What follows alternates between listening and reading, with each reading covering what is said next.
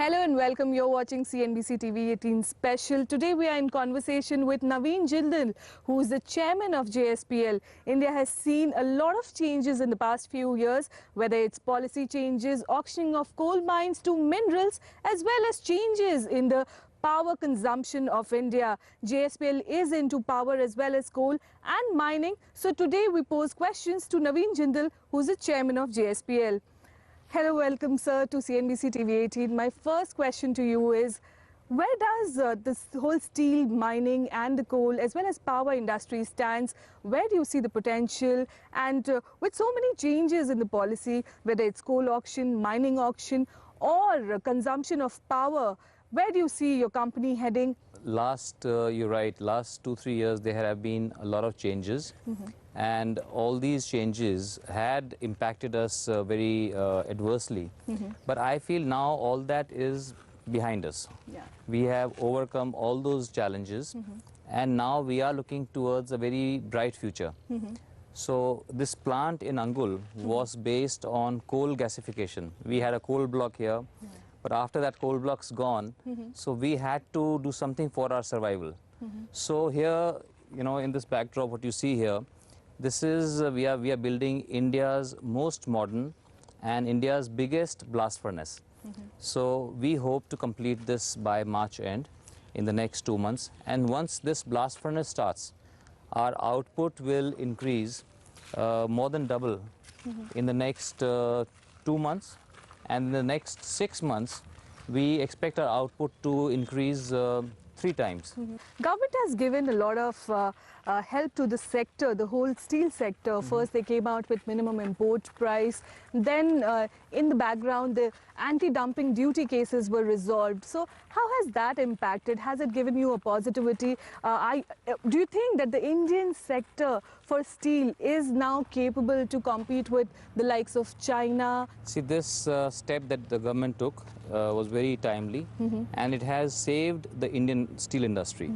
If government would not have come out with MIP or would not have come out with anti-dumping duty, then most of the plants in India, steel plants in India, I would assume that they would have closed down. So we appreciate the efforts of the government to impose a minimum import price to save the Indian industry from unfair exports happening from China and few other countries also. So now with the government focus on building infrastructure, we see we are getting a lot more inquiries, a lot of bridges are being made, a lot of housing is going to be made. And also value addition. So considering that you're talking about construction, housing, do you have a new strategy to come up with the kind of usage we need to increase our consumption? All this that you see, these are the best examples of making in India. Yeah. So we are already making in India, and we plan to double our steel production. Like this year, last year we produced around 3.6 million tons. Okay. This financial year we'll produce around 4 million tons. And next financial year, we hope to produce more than 6 million tons in India alone, and 2 million tons in Oman.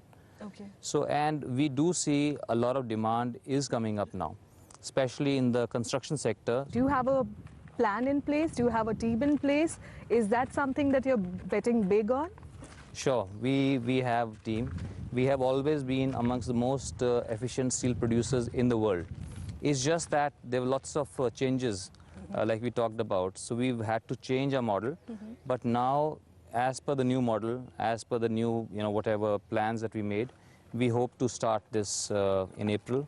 And then I'm sure JSPL will be able to service all its debts, because all this while we just been investing, and these investments have not really given the results. So since you talked about the debt, where does the debt of JSPL stands? What is the timeline to bring it down? How much of debt is already restructured? What are the numbers? Okay, so JSPL standalone debt is only around 25,000 crores. Okay. JSPL standalone, only the steel business.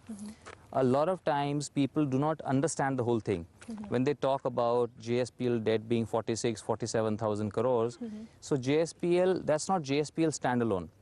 That includes JPL. Okay. Now JPL has 3,400 megawatt of power of IPP. And that has around 9 to 10,000 crores of debt in JPL. And then we have internationally, we have Oman, we have investments in coking coal mines in Australia, in Mozambique. So there also, you know, we've invested. There is a debt of more than around 12,000 crores internationally. So JSPL alone is only 25,000 crores, out of which 7,000 crores has been I wouldn't call it restructured. So none of our debt is restructured as such. So we have gone in for 5 by 25. That's only for around 7,000 crores. And there is so there is some stress, but things are getting better. Our results are getting better. EBITDA is improving. Debt cost, our interest cost, is going to be spread over 6 million tons. And the prices in steel have improved.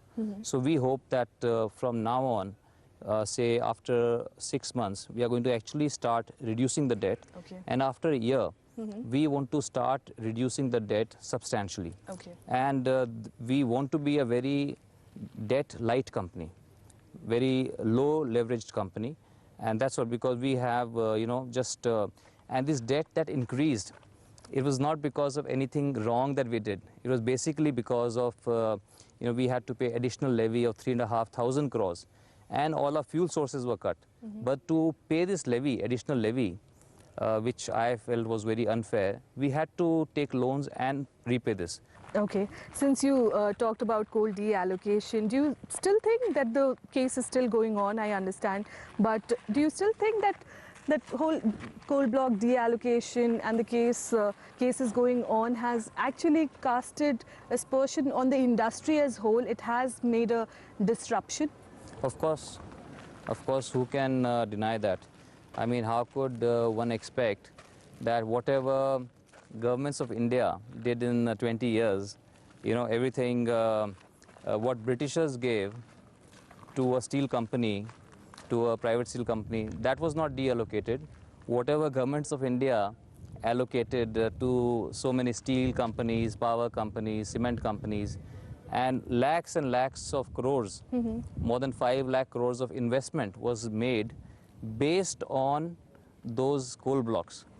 And once those coal blocks are gone, most of those companies are now, they are NPAs, they are being sold off, the projects are stalled. I mean, the reason for us to come to Angul was because in 2003, we were given a coal block here. And my whole passion was that I want to build up a large steel plant based on indigenous, based on Swadeshi raw materials. But anyway, so all that is behind us. So all these challenges, they have made us stronger. And they have made us much more efficient, and we hope to come out very strong.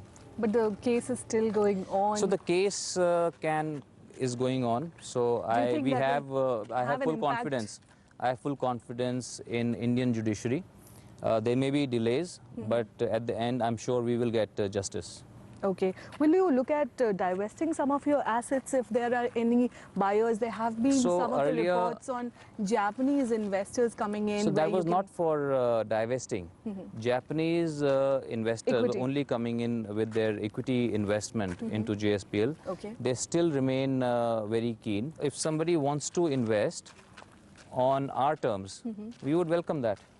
But we are not desperate for taking any investments at any price.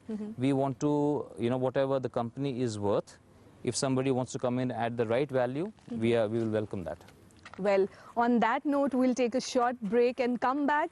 Here's Mr. Naveen Jindal saying that doubling of capacity will bring in relief to the debt of the company. We'll see you on the other side of the break.